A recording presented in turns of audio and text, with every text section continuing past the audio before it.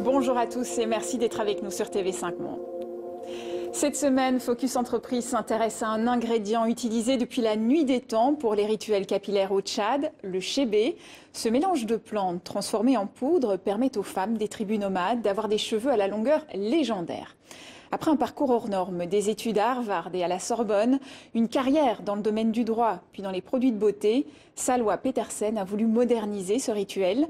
Pour y parvenir, elle a réuni une équipe de passionnés, des botanistes, des scientifiques, des ingénieurs qui ont mis au point une crème de soins moderne pour les cheveux. Elle est notre invitée. Moi, je suis tchadienne, mes deux parents sont tchadiens.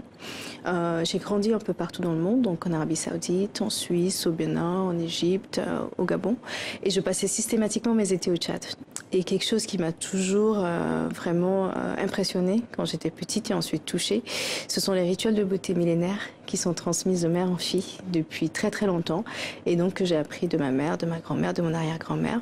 Et un rituel en particulier est celui du chébé, qui en fait permet aux femmes tchadiennes d'avoir des cheveux très longs, et ce qui est quelque chose de très rare pour la texture de cheveux afro, qui est le cheveu le plus fragile au monde. Le chébé, ce sont des petites graines qui poussent donc sur l'arbre du Croton gratissimus, que les femmes tchadiennes torréfient et qu'elles réduisent en poudre. Et donc elles prennent cette couleur marron une fois qu'on la torréfie et qu'elles appliquent sur leurs cheveux en alternant la poudre avec de l'eau et un mix d'huile et de beurre naturel. Moi, je me suis rendu compte que le chébé, donc le fameux chébé, les graines, n'ont jamais été utilisées en cosmétique moderne. Du coup, donc j'ai dû tout construire de zéro, aller chercher des professeurs d'université, aussi bien ici en Europe qu'en Afrique, pour étudier la plante.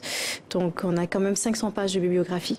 Et ensuite la faire accepter comme ingrédient cosmétique en Europe. On a dû aussi faire donc, le protocole de Nagoya pour être sûr que l'environnement soit respecté au Tchad et que les personnes soient bien payées. Par exemple, les femmes au Tchad avec qui je travaille pour la récolte et pour le nettoyage du chébé, je les paye plus de 3 fois le salaire local. Évidemment, donc, le marché est très très concurrentiel, mais il faut venir avec un point de vue. Donc nous sommes venus avec plusieurs points de vue.